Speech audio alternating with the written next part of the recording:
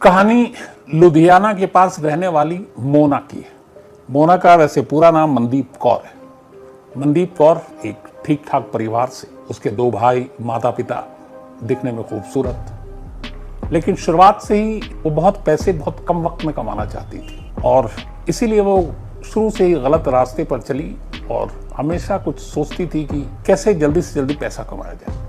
थोड़ा वक्त बीता। इसी दौरान एक लड़के के खिलाफ उसने यौन शोषण यानी रेप का इल्जाम लगाया। मामला कोर्ट में गया। अब मोना का कोर्ट आना जाना शुरू हो गया। वो लगातार लुधियाना के कोर्ट जाती पेशी पर। उसी अदालत परिसर में कोर्ट के एक एटीएम मशीन भी हुआ करती थी। तो उस एटीएम मशीन में अक्सर जो वैन है, कैश डिलीवरी वाली वैन, सीएमएस कंपनी जिसको सिक्योरिटी का जिम्मा दिया गया था, वो वैन वहां आती और उसमें एटीएम में पैसे डालती।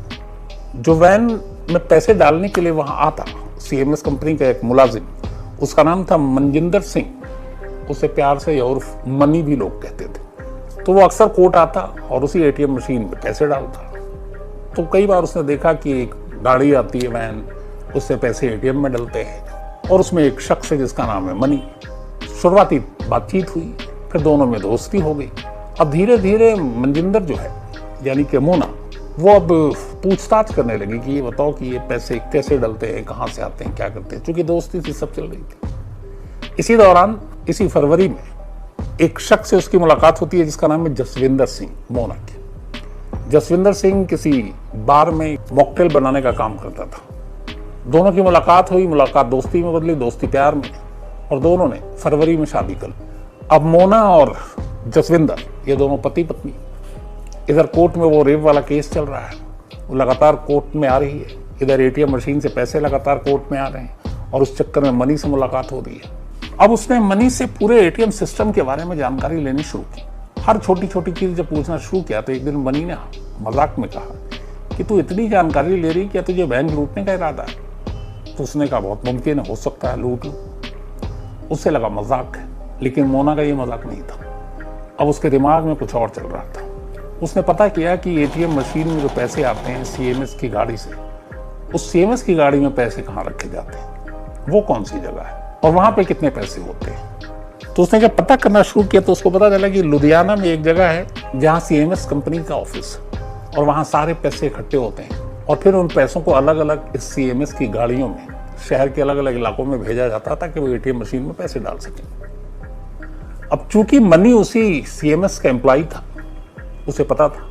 एक दिन मोना ने उससे कहा कि कब तक यूं ही जिंदगी जिएगा नौकरी करके, कुछ बड़ा करते हैं। उसने कहा क्या? तब उसने कहा क्यों ना एक जहाँ पे ये सारे पैसे इकट्ठे होते हैं उसे लूटा जाए। पहले तो उसने कहा कि ये क्या बेवकूफ़ी है, लेकिन फिर उसने कहा नहीं, ये आसानी से कर सकते हैं, तो सिर्फ अंदर खाने की खबर दे। मनी को भी लालच आया, वो तैयार हो गया। उसने कहा लेकिन कैसे, इसके लिए ज़्यादा लोगों की ज़रूरत पड़ेगी। अब मोना और मनी तैयार है। इसके बाद मोना ने अपने पति जसविंदर को तैयार किया, उसे भी पैसे की जरूरत थी। फिर उसने अपने एक भाई को तैयार किया, वो भी तैयार हो गया। इसके बाद अब जसविंदर और मनी ने अपने अलग अलग 2-3 लोगों को तैयार किया। धीरे धीरे 10 लोगों की एक टीम बन गई। अब 10 लोगों की जब टीम बन गई तो ये हुआ कि कैसे डाका डालना है। इसके लिए लगातार करीब 4 महीने तक मीटिंग हुई। हर मीटिंग वीक में एक दिन अलग अलग लोकेशन पे होती ताकि कभी एक साथ कहीं पकड़े ना जाए। अब छोटी से छोटी डिटेल मीटिंग के दौरान शेयर की जाती है। एडवांटेज ये था मोना को कि एक बंदा उसी सीएमएस की कंपनी में काम करता है यानी मनी। तो जब सारी चीजें हो गई, कैसे चोरी करनी है, कितने लोग होंगे, 2-5-5 की टीम को 2 ग्रुप में बांटा जाएगा। लेकिन उस दिन चोरी की जाए जिस दिन उस कंपनी में जहां से ये सारे पैसे अलग अलग गाड़ियों में डिस्ट्रीब्यूट होते हैं, सबसे ज्यादा पैसे। तो अब जो डिटेल निकल कर आई वो ये, एटीएम मशीन में पैसे डाले जाते हैं फ्राइडे को सबसे ज्यादा, क्योंकि सैटरडे संडे मालूम है कि अब 2 दिन तो डालने आएंगे नहीं। तो जितने भी सैटरडे संडे भी लोग निकालें उसके हिसाब से आप फ्राइडे को डाल दें, उस हिसाब से पैसे ज़्यादा होते हैं फ्राइडे को। तो ये तय हुआ कि रॉबरी फ्राइडे की नाइट को करेंगे, थर्सडे और फ्राइडे की नाइट। अब सिर्फ इंतजार था कि कब सबसे ज़्यादा पैसे हैं। जिस दिन मनी इशारा करेगा उस दिन चोरी होगी। अच्छा, जब भी ये लोग मीटिंग करते तो सब कुछ ये होता कि अगर ये चोरी कामयाब हो गई तो सब उसी वक्त पैसे बंटवारे होंगे, सब अलग अलग जाएंगे और जो पहला काम करेंगे वो सब, कुछ को हरिद्वार जाना था, कुछ को हेमकुंड साहब जाना था, सब तीर्थ वाली जगह पे जाएंगे। ताकि तो ऊपर वाले का शुक्रिया अदा करें और साथ ही माफी भी मांगे। दोनों चीजें थी कि हमने चोरी की। मीटिंग हो गई। अचानक एक दिन मनी ने खबर दी कि 9 और 10 जून की रात सबसे आइडियल टाइम है, इसलिए कि उस दिन वहां सबसे ज्यादा पैसे होंगे। करीब 11 करोड़ रुपए होने की बात थी। बात तय हो गई। अब इसके बाद 10 लोगों की टीम वहां पहुंचती है। जाने के बाद 2 अंदर से जाते हैं, 8 पीछे से। और कमाल की बात यह है कि इनमें से एक के पास चाकू के अलावा बाकी किसी के पास हथियार नहीं था। मनी जो के अंदर की सारी चीजें जानता था, वो वहां जाकर जितने भी सिक्योरिटी डिवाइस थे उन सबको बंद कर देता है।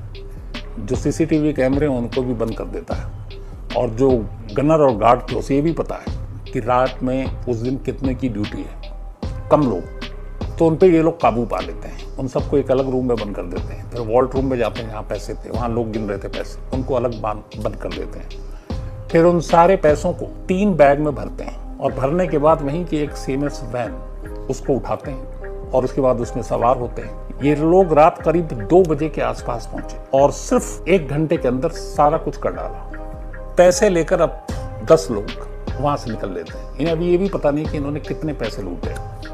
2 बजे एंटर किए, 3 के आसपास निकल गए, लेकिन पुलिस के पास खबर जाती है सुबह 7 बजे, क्योंकि अगले 3-4 घंटे एक तो वो बंद, फिर उन्हें पता भी नहीं।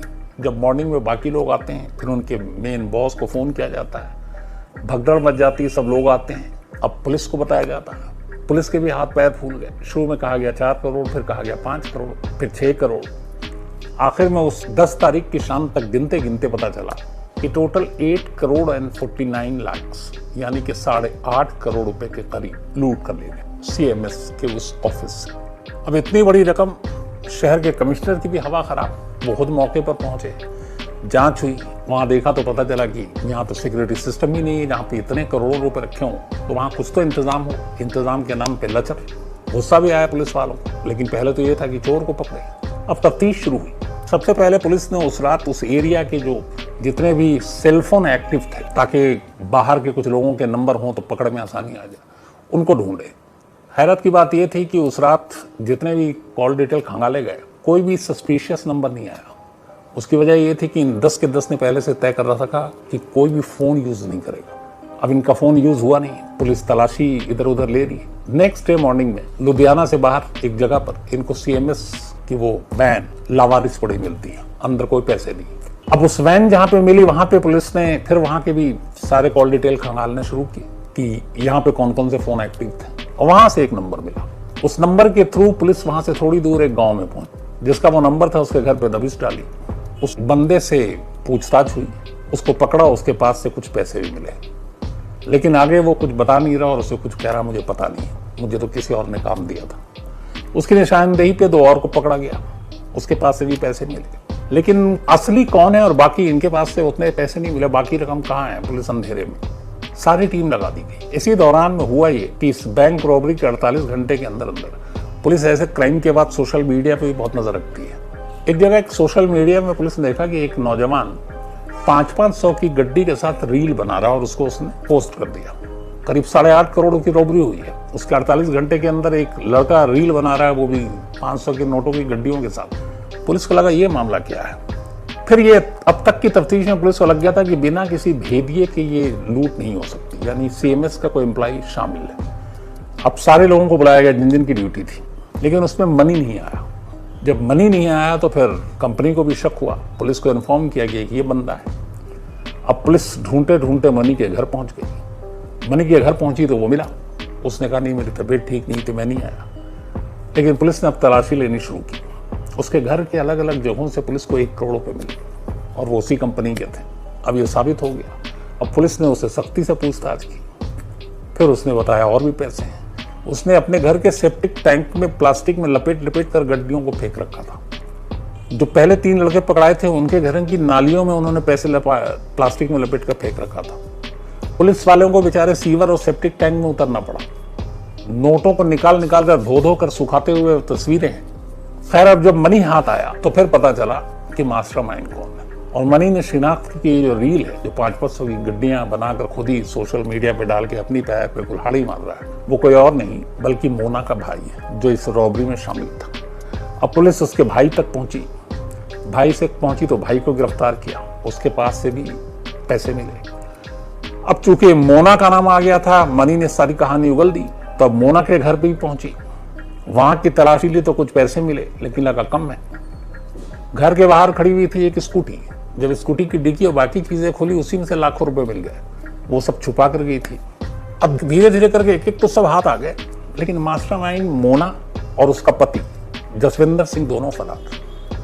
पुलिस ने सारे फोन इन दोनों के और घर के जो है सर्विलांस पे लगा दिया कि कभी तो कॉल आएगा। इधर पूछा कि तीर्थ स्थान पे जाना है, शर्त थी तो कहाँ जा सकते हैं, पर उनको ये था कि किसी ने किसी को बताया नहीं था कहाँ कहाँ जाना है, ताकि ये भी अंदाजा था कि शायद पकड़े जाए तो दूसरे का राज न खोल दें। अब बड़ी मुश्किल पुलिस के लिए, क्या करें इन दोनों को पकड़ने के लिए। पुलिस ने घर के नंबर सर्विलांस पे लगा रखे और बस अब इंतजार कर रहे हैं। अचानक चौथे दिन यानी कि 14 जून को मोना की मां के घर की फोन की घंटी बजी। पुलिस फोन को सुन रही थी। दूसरी तरफ मोना थी। उसने अपनी मां को बताया कि मैं हेमकुंड साहब आई हुई है उत्तराखंड, तो यहाँ दर्शन करने आई हूँ, बाकी सब ठीक ठाक है। जैसे ही पुलिस ने ये कॉल रिकॉर्डिंग सुनी, पुलिस की एक टीम फौरन उत्तराखंड रवाना। अब उत्तराखंड जाने के बाद वो सबसे पहले गए जो केदारनाथ और ये दर्शन के लिए चौपर चलती है वहाँ स्पेशल। कितने पैसे हैं इनके पास कि कहाँ बाय रोड और इसमें जाएंगे, चौपर बुक क्या होगा, पता चला नहीं, इस नाम का कोई बुकिंग ही नहीं है। अब बाय रोड पुलिस पहुंची। अब हेमकुंड साहब में ये प्रॉब्लम थी कि वहाँ सैकड़ों श्रद्धालु, और कैसे पहचाने उस भीड़ में और कैसे पकड़े, पुलिस के लिए भी बड़ी मुश्किल काम, क्या करें। तब तक चूंकि ये लोग पहुंचे थे तो कहीं ना कहीं होटल और इसमें ठहरे होंगे, तो उधर उत्तराखंड पुलिस की मदद से अलग अलग लोकेशन से भी कि कौन कौन यहाँ ठहरा किस किस नाम से। एक होटल से एक अहम क्लू मिला, वो ये कि हाँ यहाँ 2 इस तरह के लोग ठहरे हुए थे और ये हेमकुंड साहब के लिए गए, सड़क के रास्ते गए। उनमें से एक ने बूट और ओवरकोट टाइप, चूंकि बारिश हो रही थी, वो पहना हुआ और चेहरा मास्क लगा रखा है। पुलिस को ये क्लू मिला, लेकिन अब हेमकुंड साहब में टीम तैनात, बट इतनी सारी भीड़ में, और अगर सब में चूंकि बारिश भी है, रेनकोट भी है, कैप भी है, मास्क भी है, तो या तो सबको पकड़ पकड़ के चेहरा देखा जाए, लेकिन वो ठीक नहीं है एक तीर्थ स्थान पे इस तरह की हरकत करना। तो क्या किया जाए। जो इंस्पेक्टर लुधियाना पुलिस से वहां पहुंचे, उन्होंने दिमाग लगाया। उन्होंने क्या किया कि हेमकुंड साहब के गेट के पास तीर्थ यात्रियों के लिए फ्री फ्रूटी बांट रहे हैं, ताकि जो भी आ रहे हैं वो सब फ्रूटी पिए, क्योंकि चढ़ाई है, पैदल आते हैं, सांस फूलता है, प्यास लगता। अब पुलिस वालों ने लंगर के नाम पर फ्रूटी पिलाना शुरू कर दिया सारे श्रद्धालुओं को। अब फ्रूटी पिलाने का एक मकसद था, आप कोई प्रसाद के हाथ में लेके चला जाएगा, आप चेहरा नहीं देख पाओगे। जब आपको फ्रूटी दे रहे हैं तो फ्रूटी पीने के लिए अगर आपने मास्क भी लगाया तो हटाना पड़ेगा, नकाब है तो हटाना पड़ेगा। और उतनी देर में पुलिस उस चेहरे को पहचान लाई, लेकिन क्योंकि हर पुलिस के पास मोना और उसके पति की तस्वीर थी। अब फ्रूटी लेकर पुलिस की टीम ऐसे पॉइंट पर खड़ी हुई थी जहां से एक एक करके जो गुजर रहे हैं और उनको आप देख सकते हो। अब इंतजार होता रहा, लोग फ्रूटी पीते रहे। आखिरकार 2 लोग आए फ्रूटी पीने, मास्क हटा, एक मोना थी, दूसरा जसविंदर। अब ये दोनों अभी अंदर जा रहे हैं, बाहर नहीं निकल रहे हैं। अभी इनको दर्शन करना है हेमकुंड साहब का, मत्था टेकना है। यहाँ पे इंसानियत दिखाई लुधियाना पुलिस ने। उसने कहा चलो अब पहचान तो लिया, टीम भी अच्छी खासी है, अब यहाँ कहाँ से जाएंगे, पीछे और कोई रास्ता नहीं है भागने का। उन्होंने कहा इनकी भी मनोकामना पूरी कर लेने दो, दोनों को दर्शन करने दो, वापसी में पकड़ेंगे। उसके बाद दोनों दर्शन करने के लिए अंदर जाते हैं। पुलिस के कुछ लोग सादी वर्दी में उनके पीछे पीछे अंदर जाते हैं। वो सारी अपनी दर्शन करके वहाँ से बाहर जैसे ही आते हैं पुलिस के कब्जे में। पुलिस दोनों को गिरफ्तार करती है, फिर अपने साथ लेकर आती है। रास्ते में दोनों बताते हैं कि हमें पता चल चुका था कि हमारे साथ ही गिरफ्तार हो चुके हैं और हमने भी यहाँ आकर माफ़ी भी मांगी अपने इस कर्म के लिए, लेकिन हमारा प्लान यही था कि कुछ हम अभी पहले तीर्थ यात्रा पर रहेंगे और फिर यहाँ से जाएंगे नेपाल, और नेपाल से फिर कहीं और विदेश चले जाएंगे। बट ऐसा हुआ नहीं। 100 घंटे के अंदर अंदर लुधियाना पुलिस ने शायद दशकों की ये सबसे बड़ी चोरी की पहली सुलझाई। हालांकि लुधियाना पुलिस और उनके कमिश्नर बड़े नाराज भी हुए सीएमएस से। उन्होंने कहा कि करीब 4 से 5 दिन तक पूरी लुधियाना पुलिस एक प्राइवेट कंपनी की सेवा में लगी रही, नाली में उतरती रही, सीवर में उतरती रही, और उनकी लापरवाही की वजह से उन्होंने अपनी सुरक्षा का इंतजाम पुख्ता नहीं किया था। तो ये उनकी गलती थी, और इसीलिए 2 चीजें की लुधियाना पुलिस ने। एक, ये रिकमेंडेशन दी, सिफारिश की है कि सीएमएस के लाइसेंस को रद्द किया जाए, क्योंकि इस तरीके से इतने बड़े अमाउंट को इधर उधर पहुंचाने के लिए ये कंपनी को जो सिक्योरिटी के सारे मेजरमेंट लेने चाहिए थे वो नहीं ले पा रही, इसलिए इसके एक तो लाइसेंस कैंसिल करें। दूसरा, ये जो खर्च हुआ है इस रॉबरी को सुलझाने के लिए, टीम उत्तराखंड से लेके पंजाब के अलग अलग इलाकों में, सीवर में, नाले में, कहाँ कहाँ भटक रही है, छान मार रही है, उस पर करीब 1 करोड़ रुपए का खर्च आया इस पूरी इन्वेस्टिगेशन और इस गैंग को पकड़ने में। तो 1 करोड़ रुपए भी इसी कंपनी से लिया जाए।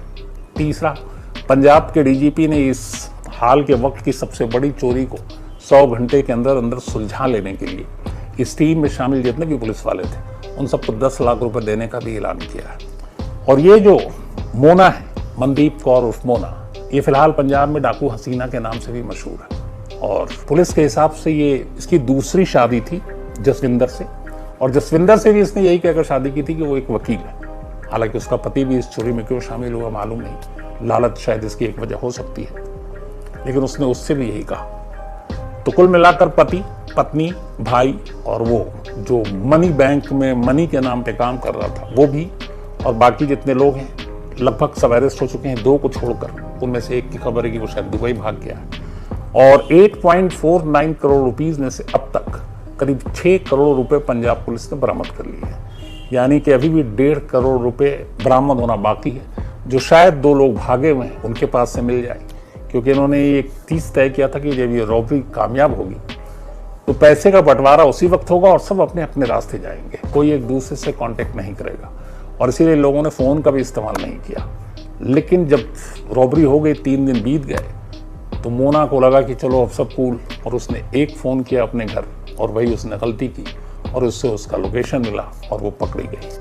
तो हाल के वक्त में और कमाल की बात यह है कि इस पूरी चोरी में कोई भी एक क्रिमिनल रिकॉर्ड किसी का नहीं, इन सभी का ये पहला क्राइम था। और इस पहले क्राइम को इन्होंने अगर अरेस्ट छोड़ दे तो परफेक्टली उसको पूरा अंजाम दिया। लेकिन यहाँ पे तारीफ की हकदार लुधियाना पुलिस भी है, जिसने बेहद कम वक्त में इस केस को सुलझाया। तो आज कहानी में इतना ही। अब आपसे मुलाकात होगी किसी नई कहानी के साथ, तो तब तक अपना ख्याल रखिएगा। Thank you very much.